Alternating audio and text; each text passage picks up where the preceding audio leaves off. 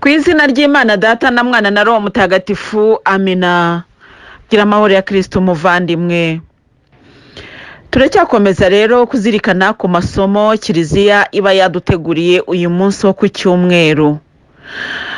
Iyi gahunda yo gutegura amasomo yo ku cyumweru izarangizanya nuko za Kiliziya zaba zafunguwe abantu babasha kujya mu misa. Ibyo ngibyo mbasa naho nongera kwibutsa kugira ngo abavandimwe turi kumwe muri urugendo rugana mu ijuru bajye bagenda babizi ko hari abandi bagenda binjira biba bisaba rero ko hari amatangazo amwe namwe ngenda nsubiramo kenshi. Iyi gahunda yo gusobanura amasomo y'icyumweru yatangiranye n'ibihe bya COVID-19 ubwo twari twatangiye gahunda yo kutajya mu misa.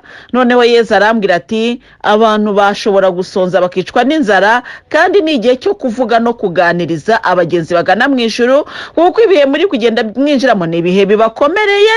Birakwiriye rero ko abantu batinyuka bakavuga bakigisha, mbese iki si igihe cyo guceceka ahubwo nicyo gihe cyo kuvuga.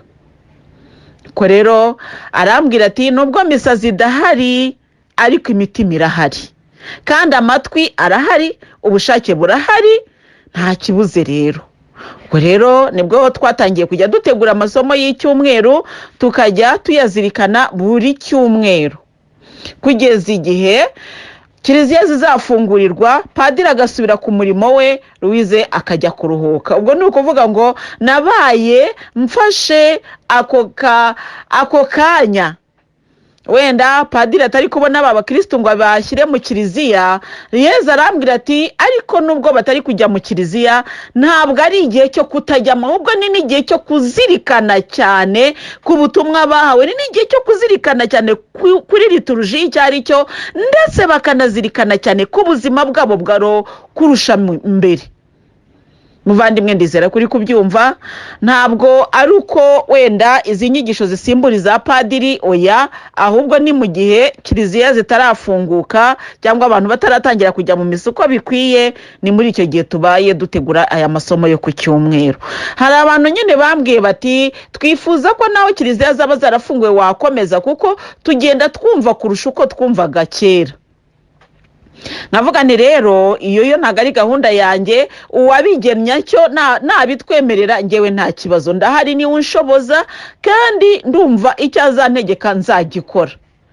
Ko rero bavandimwe dukomeze tuganire. Mbere yuko twinjira mu masomo y'uyu munsi, hari ikibazo nshaka gusubiza. Hari umuvandimwe wambajije ati umwaka A bivuga iki?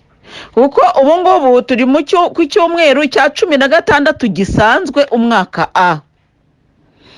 Birumvikana icyo ni ikibazo cyakabaye kibazwa padiri, kuko ibyo ni ibintu bijyanye na liturujia. Ariko kubera ko twahuye turi abagenzi bagana mu ijuru kandi abenshi badasobanukiwe, gusobanuza ni ibintu bishoboka. Ko rero nanjye nkagusobanurira nkurikije gatigisimu nize, nkurikije nuko nagiye nigishwa. Hari abapadiri burya mu kwigisha bajya nko mu mateka, agasa naho gusobanurira byinshi mu bijyanye wenda n'ukwemera Gatolika. Ibyo rero ibi ngiye kuvuga bijyanye n'ukwemera Gatolika. Hari ukuntu umwaka wa liturujia, ni ukuvuga ngo hari année liturgique, bagabanyijemo bagize imyaka. Ni ukuvuga ngo umwaka ya liturujia ni 3. Ni ukuvuga ngo muri Kiliziya bafite imyaka 3 igenda isimburana. Hari umwaka A ari ubanza, hakaba umwaka B ukurikiraho n'umwaka C. Iyo barangije rero ku mwaka C barongera bagasubira ku mwaka A. Ntago habaho D, ntago haba E, ntago haba F, oya. Iyo barangije C bagaruka kuri A, ABC, ABC. Ubwo ni gutyo imyaka bagiye bayigabanyamo. Niyo urebye muri Bibiliya, iyo batwereka amasomo, kuko muri Bibiliya ntagatifu bagenda batwereka amasomo ya buri munsi, ariko bagenda bakurikiza nyine ya myaka ABC. Nubwo rero dufite aya masomo muri Bibiliya navuga ngo ahoraho, ariko ntago bibuza ko habaho n'icyo bita ordo liturgique, akaba ari nk'agatabo ako mfite. Ni agatabo ka nyine ordo, buri mwaka ugira agenda liturgique cyangwa ordo liturgique, igenda isobanura nyine amasomo y'uwo mwaka wose.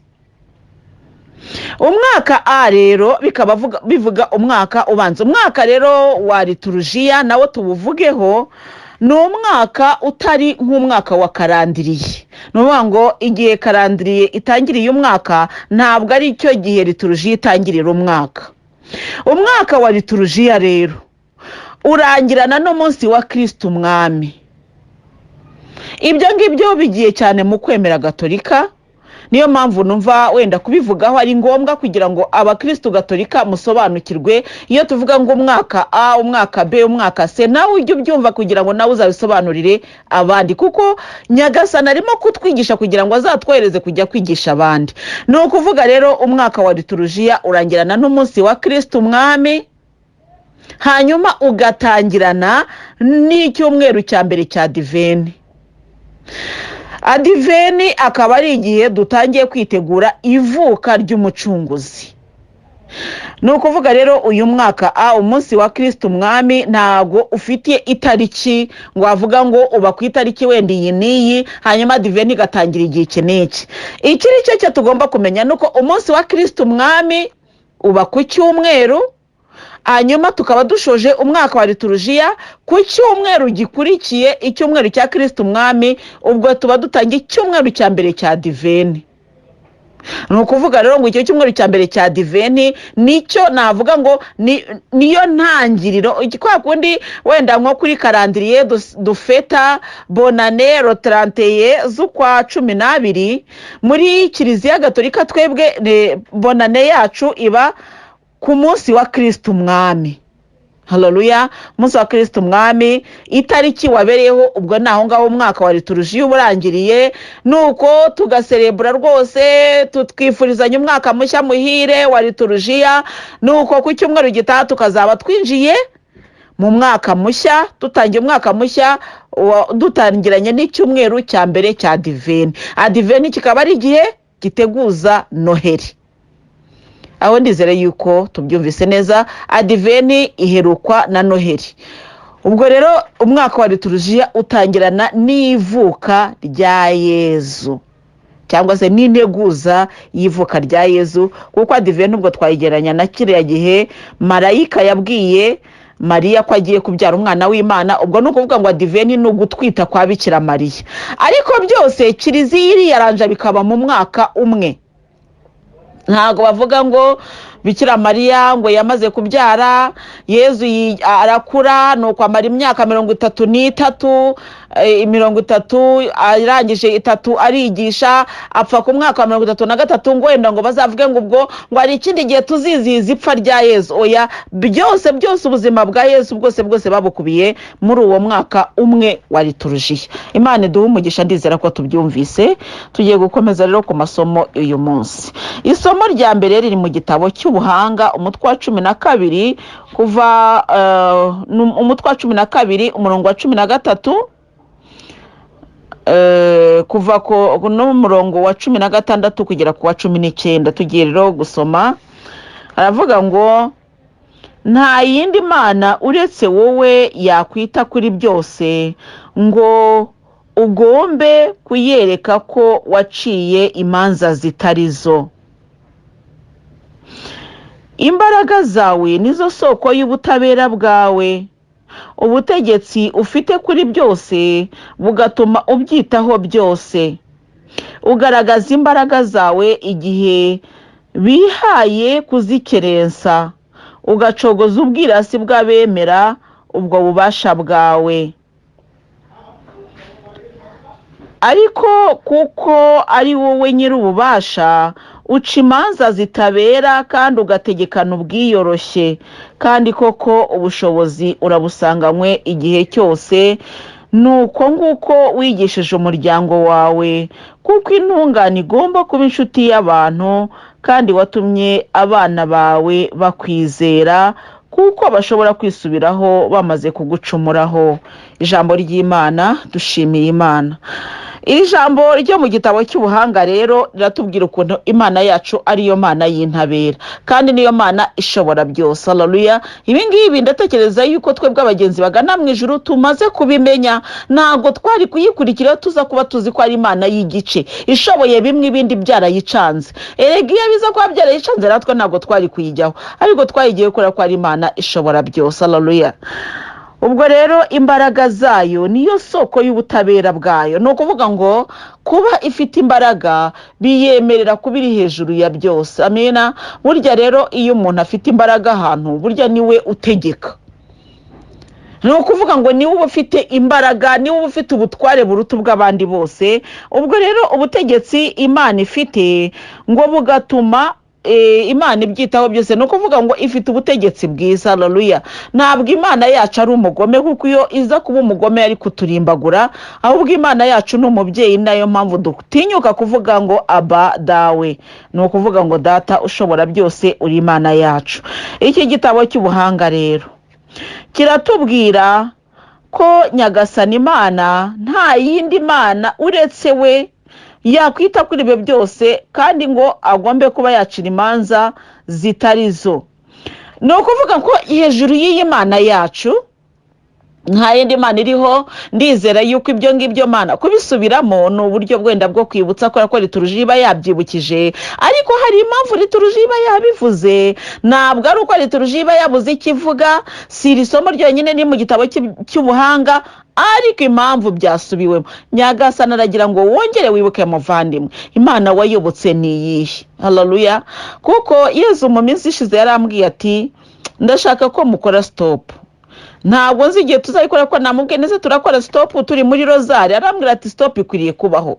Ntabwo muzajya mwiruka nk'abantu batazi iyo bagana. Abana banjye bakwiye guhagarara akanya gato bakibaza turagana hehe, turi kugenda dute. Kuko izi nyigisho ubwo ni Yesu wabisobanuriraga ati izi nyigisho ntabwo ari inyigisho nk'izindi zose abantu bashyira kuri za YouTube, abantu bashyira kuri za Instagram, n'ahandi hose ushobora gusanga inyigisho. Ntabwo izi ngizi ari inyigisho nk'izindi zose. Izi ngizi niteguriye kugira ngo niyigishirize abana banjye nzaziyobora uko nshaka. Ndashaka ko mukanda stop. Muvandimwe rero yabinteguje, ubwo igihe azakandira stop nzakubwira, ariko yabinteguje. Arashaka rero ko dukora stop imeze gute? Stop kanya gatoya, hagarara kanya gatoya, wongere usubize ubwenge kugihe uragana hehe. Iyi stop ya Yesu rero ntabwo ari ubwa mbere yitubwiye, si n'ubwa kabiri rwose, ariko iyi stop ngewe yayimbwiye. N'ukuri yayimbwira ijoro, yayimbwiye pe.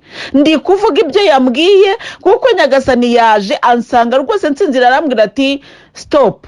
Ndashaka ko mu stop kanya gato. Ntabwo ari stop y'igihe kirekire, oya, stop y'akanya gato. Ati kuko ntabwo nshaka ko abantu bamenyera izi nyigisho bakumva ko ari inyigisho z'Umumararungu Marie Louise. Ati ntabwo nshaka ko bazimenyera. Ati aka ni akantu nabashyiriyeho, mbese ngewe yambwiye ati iri ni iriba ridasanzwe nafukuye. Hari abazaryumva bakarinyweraho, hari n'abazaryanga. Ati ibyo ntibizagutera impungenge kuko nanjye nigisha ntabwo numviswe na bose, ariko abazaryumva bazakira. Niyo mpamvu nshaka ko buri wese akora ka stop, pause akanya gatoya, yibaze uragana hehe. Muvandimwe uri kugenda ute? Ese izi nyigisho tumazemo iminsi zikubwiye iki? Tugiye gukanda kuri stop. Ko ngewe ndabiguteguje, ntago nzi umunsi azakanda kuri stop, ariko nambwira ngo stop, nzakora stop pe. Nzayikora, hanyuma buri wese yibaze ngo ndagana hehe, ndajya hehe, ndi mu biki, mbese ubu ngubu Yesu aje uyu munsi, ese nagenda. Muvandimwe ugana mu ijuru, ubu ngubu tuvuge Yesu aravuze ati stop ndaje. Muvandi, uri tayari tugende? Witeguye kwinjira mu ijuru cyangwa hari ibindi bikikuboshye? Kuko azaza nk'umujura igihe icyo ari cyo cyose ashobora kuza. Haleluya. Nugukomeza rero tugasenga. Rozari yo ntabwo izakora stop, ntabwo bizahagarara. Rozari twatangiye yizakomeza, ariko stop igiye kubaho. Mbaye mbibateguje, nabimbwira nzabibabwira. Ariko stop itari ya yindi yo kuvuga ngo ingo ngawe ni mwivire mu, kuko hari ikintu Yesu yambwiye yambwiye ko hari umunsi mukuru ari guteganya kudukorera, nanjye nawe namubwiye nese uzawukora guterambwa ati nguteye amatsiko ariko hari umunsi mukuru nshaka kugukorera, ntabwo nzi ngo azawukora gute, gusa umunsi wawo cyangwa se impamvu yawo yo yayimbwiye. Ariko arambwira ko nkurikije uko yabimbwiye nge nabonye ari vuba, ndavuga nayo ko ni vuba pe, ni vuba none se ko hasigaye igihe gitoya. Arambwira toya ati niyo mpamvu ushaka gukanda kuri stop kugira ngo nkwereke yuko mbese ni ukuyungurura. Haleluya. Ngewe yakoresheje ijambo ryitwa kuyungurura ngo ndagira ngo nkwereke yuko kandi ibindi ntabwo ndi bubivuge, iryo nibanga. Uyu munsi ndatangaza amakuru y'ibanga, ariko ntago ari ibanga ribi, ibanga ryiza rwose yarinsobanuriye. Arambwira nako namubwiye nti noneho umunsi mukuru ugiye kudukorera vuba toya, ati ntabwo ari vuba, ati kuko ngiye kubanza kuyungurura. Muvandimwe rero ngewe ndagutegusha ko nyamara nge mba nateguje, kandi nuko nta kintu yeza ajya ambwira ngo ndeke kukikubwira. Mubwo abinganirije ntabwo nari nsinziriye, nubwo mvuga ngo nari ndyamye hari nijoro.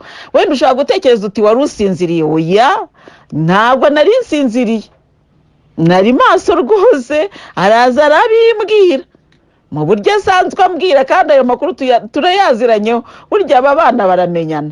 Ubwo rero yaje arabimbwira. Muvandimwe icyo nshaka kukubwira nuko tugiye gukanda kuri stop. Hari ukuntu abantu bafite telekomande, ndatekereza ko abantu benshi, wenda si bose muri izi nyigisho, ariko abenshi muzi icyo bita televiziyo, muzi icyo bita telekomande cyangwa remote mu cyongereza, telekomande mu gifaransa. Kugeza ubu mu kinyarwanda ntabwo nzi uko bayita, ariko mbese nako kuma ufashe mu kiganza, noneho washaka kugira ngo televiziyo ikore ugakanda, washaka kugira ngo ihagarare hari aho ukanda, iyo ushaka kugira ngo byihute hari aho ukanda bikihuta, washaka kugira ngo bigende gakeya bikagenda gakeya. Iyo uri kureba filime birumvikana, ariko televiziyo ntabwo wihutisha cyangwa ngo ugabanye, iyo ni ukureba uko iri bayiprogrammye nyine abereka abo kuri televiziyo. Ariko icyo nashakaga kuvuga niyo remote cyangwa se telecommande. Hari ahantu kanda ngo play playinga nyine, hari naho kanda stop igahagarara. Haleluya. Kuri filime niho wabyumva neza, kuko muri filime hari ukuntu ukanda kuri stop ikabihagaze. Televiziyo ntabwo wakanda stop ngo televiziyo iceceke ihagarare, oya kugeza ubu ndabibona iyo ukanze stop irazima. None rero icyo nashakaga kuvuga si ibyo bya telekomande, kuko nta n'uwabintumye rwose, ahubwo icyo nshaka kukubwira muvandimwe ni telekomande ya roho yawe. Nyagasana akora kuri play tugaplayinga, ariko hari igihe avuga ati stop. Haleluya. Nawo tugiye kuba dufashe pause. Stop to pause. Mugenzi ugana mwishuraga na hehe? Yaba muntu uri muri audio urabyumva neza? Urabyumva neza ibyo urimo? Ese aho gana urahazi? Ese urumva ufite ubushake bwo kujyayo? Kuko izi audio ntabwo ari agahato, nta ngufu ziri muri izi nyigisho rwose, nta gahato karimo n'ubushake. Haleluya. Dukomeze rero bavandimwe tugana mu ijuru, nyamara ubu bushake dukwiriye kubugira. Hari umuvandimwe twahoze tuganira, ndamubwira ariko numvise batubwira ko kiliziya bazifunguye tugiye gusubira muri misa. Aravuga ati yewe ati kusubira mu misa ntabwo bishoboka, biragoye pe. None se reba abakristo mutekereze koko bavandimwe, abakristo n'ubundi ku cyumweru twajyaga twuzura, wenda nko muri Saint Michel misa ya mbere iruzura, iya kabiri kuzura, iya gatatu kuzura, yewe n'iya kane y'Igifaransa nayo iba yuzuye. Ubwo mvuze wenda Saint Michel Cathedral, noneho Sainte Famille misa ya mbere iba yuzuye rwose, abantu bakanahagarara. Misa ya kabiri iba yuzuye rwose, misa ya gatatu ya saa 5 ntabwo iba yuzuye cyane. Kandi kiliziya ya Sainte Famille ni kiliziya nini pe, centrale aho ntuye mu Gatsata. Misa twajyaga tugira misa ebyiri, misa imwe rwose iba yuzuye, n'indi ikaba yuzuye. None ubu ngubu bashyizeho gahunda yuko babandi buzuzaga ya misa ntago bazongera kuyuzuza kubera ko bagiye kugena ibyicaro hagati y'umuntu n'undi harimo metero. Cyo ni icyambere. Ikindi kugira ngo abantu bamenye yuko hari umubare ntarengwa w'abakristo bagomba kuza mu misa bitewe n'ibyicaro bihari, ngo nuko kwiyandikisha hakiri kare. Mbese bavande ko twari dusanzwe twuzura kiliziya tutiyandikisha, kandi n'abandi bakicara hanze, hari ubwo bajyaga batera intebe hanze, twasagutse kiliziya. Mbe muvande nibatangira kutwandika tuzajya muri hehe se, bizagenda bite? Keretse na bya bibuga nibabihindura misa nako bakabihindura nako aho kwicara tukicara wenda kuri iryo zuba ariko tukumva misa. Ntago byoroshye rero. Iki ni igihe rero gikomeye, iki ni igihe gikomeye cyane mwabavandimwe banjye mwe tugana mu ijuru.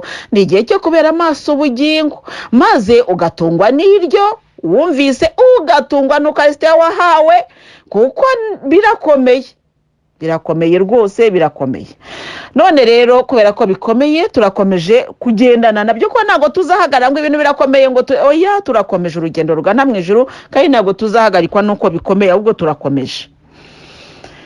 None se muvandimwe ko bikomeye kandi ko Yesu ashobora kuza, n'ubu ashobora kuza, uriteguye? Nyamara njyewe buri gihe ndabibabwira abavandimwe tugana mu ijuru, nyamara njyewe Yesu yanyereje mfite ubutumwa, kandi njye hari igihe ngera nkumva ndananiwe, nkamugana ko Nyagasani ngiye ndinanira, akambwira ati hangana nakubwiye ko utazananirwa ntaraza, kandi ntangiye kujya numva naniwe. Ubwo ntacyo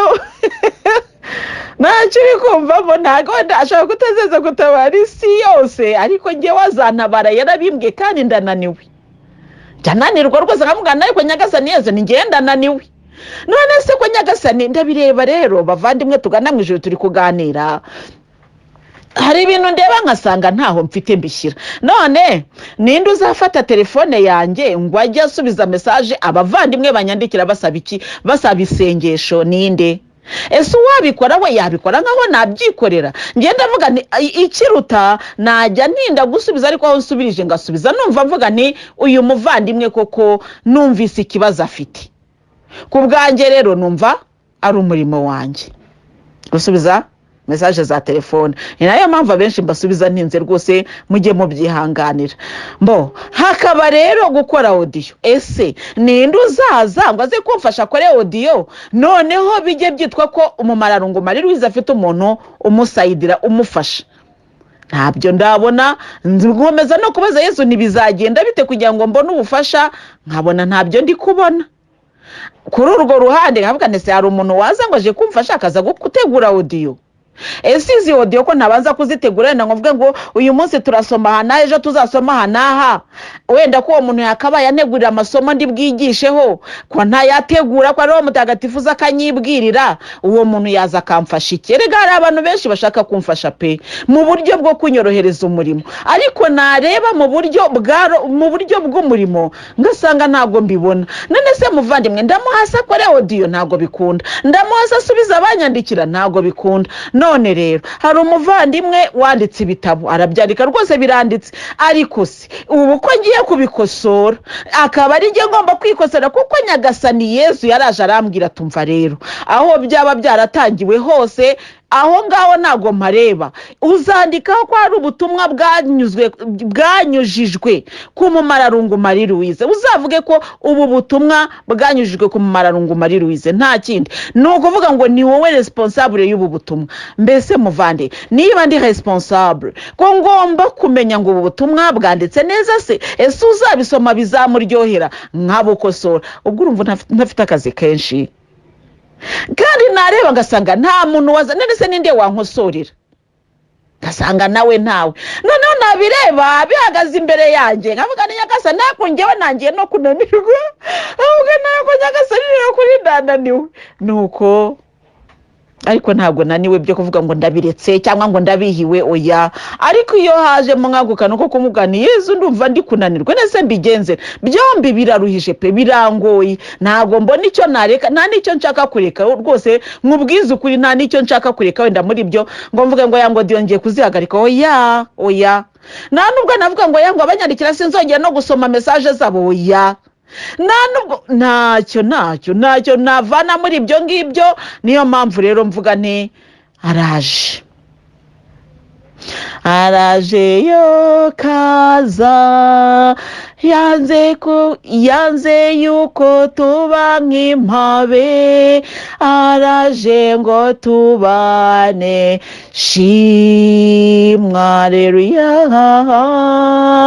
singizwa kuzwi iteka ryose n'abana bawe bagukunda mwimanye shimwa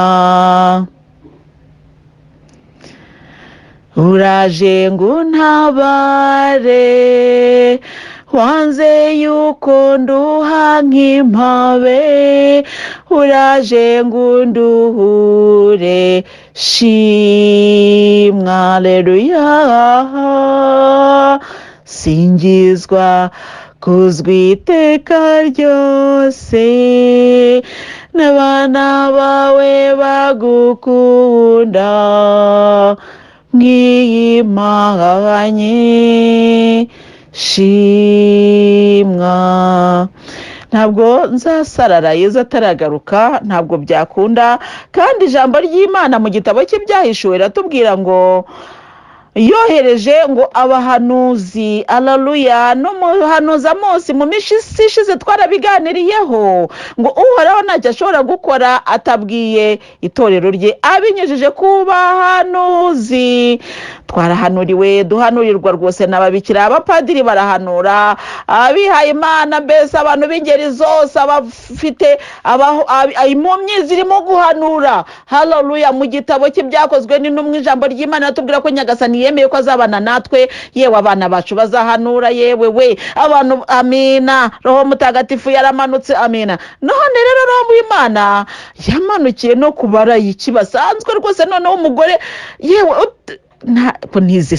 ntabwo nize na gatigisimu nubwo njya mvuga gutyo uretse kuyiga ngiye guhabwa amasakaramentu nubwo nigeze nicara mu ijwi rya biblike reka ariko Nyagasani Yesu Kristo araje ansangaho nibereye ati ngwino ngutume naho ngana ariko Nyagasani Yesu kandi mu minsi ishize nabivuze mbikora nabi se ubwo ntuzangaye ati reka ufite ubushake mwana wanjye ahubwo nzagushoboza haleluya ntabwo atora abashoboye ahubwo ashoboza abo yatoye nukuri ubwo rero muvandimwe niduhurira ahantu ukavuga ngo ariko nguriya mugore ngo nihangishije wose urampemba reka mvugira umwami wantumye kandi ibyo yambwiye ngewe narabibonye kandi ibyo nkubwe nukuri kw'Imana nta bihimbano birimo haleluya ngewe ndarahiye naho waba utari kundeba nkubwije ukuri nk'umugenzi ugana mu ijuru nukuri kw'Imana yo mu ijuru ngenda yirahiye itegeko ry'Imana tuvuga ngo ntukarahire izina ry'Imana mu busa cyangwa mu binyoma nanjye iryo tegeko ndarizi nukuri haleluya ndakurahiye pe mu izina rya Yesu Kristo Imana ishobora byose nta kinyoma nkubwira nakwihangishaho kuri muri ibi bintu cyane cyane ko nta gihembo mbitezemo muvandimwe iyo umuntu yihangishijeho akavuga ati ngewe ndashaka gukora ngo bampembe uhera nawe reba igihembo nawe ungenera umenye ko ari cyo nabandi gukorera ubwo se hari icyo uzi wowe umpa haleluya haleluya mundu Nyagasani haleluya ngewe ndi kureba mu ijuru ho haleluya haleluya buriya Yesu Kristo nyamara reka nkubwire ikindi kintu kandi niwe ukinyibukije nago nukuri haleluya hari ukuntu abantu b'Imana rero uyu munsi abantu bihaye kubareba ku birenge yaza kukwigisha ukareba ku birenge ngo ko atarwaye amavunja cyangwa atambaye inkweto icitse ntabwo Yesu Kristo yanyohereje nambaye inkweto icitse oya ntabwo yanyohereje nambaye ikanzu icitse oya na haleluya ntabwo yakunyohereje we nuko ibyuya haleluya yanguriye agaparufe we arantera arabwa ati mwana wanjye genda haleluya haleluya muvandimwe we ko haleluya kugira ngo haleluya akwemeze haleluya abantu baraje baza bambaye inkweto zicitse uti nta kindi bakora ubundi zo muvuga butumwa se ubundi adakoreye Imana yakorera iki ko n'isi ya mwanzi haleluya ariko ntabwo rero ariko bimeze muvandimwe kana mwishe ndagira ngo nkubwire ngo iyi Mana ituma ntabwo ananiwe gutanga indogobe nk'uko yayihaye Balamu. Haleluya, haleluya. Ntabwo Balamu ahaguruka ajya kureba Barake, ntabwo yahagurutse agiye ku birenge. Haleluya, Balamu yafashe indogobe ye. Haleluya, amena. Haleluya, Imana ijya yemera ko abakozi bayo bagenda ku ndogobe rero. Haleluya, amena. Haleluya, haleluya. Imana yarakurebye, irareba, iravuga iti urarebera umuntu ku birenge, urarebera umuntu ku musatsi, urarebera umuntu ku myambaro yambaye, ati ngiye rero kubihindura byose. Haleluya, haleluya. Yohani yaje atarya atanywa, niyogoshaga umusatsi, yiyambariraga uruhu rw'ubwoya bw'ingamiya, niyahinduraga umwenda, niyamesaga, niyakarabaga, niyabonaga umwanya, niyatekaga, yiriraga ubuki bw'ubuhura. Mbese Yohani yari uwo nguwo ameze nk'umunyamusozi. Haleluya, haleluya. Nyagasani yatumye abatazi gusoma no kwandika we. Haleluya, ngo bakubwire uti he, uti bakora iki se kindi? Bantu bose badafite batize bajya mu Mana. Haleluya, Imana yavuga iti ngiye no guhindura. None haza Yezu uryanywa kandi asa neza rwose, ari smart rwose. Haleluya, abantu baturiye we yahanzweho n'abadayimoni, uriya we niberize buri rwose muri rwa mushakisha. Urashaka umuntu umeze ute muvandimwe wanjye we? Haleluya, urashaka umuvuga butumwa umeze ute? Haleluya, haleluya, haleluya. Uyu amina, haleluya, haleluya. Uyu munsi Nyagasani, haleluya, haleluya, haleluya, haleluya. Aragira ngo haleluya, haleluya. Ongere haleluya, haleluya. Wongere wibuke haleluya aho yakunyujije muvandimwe. Haleluya.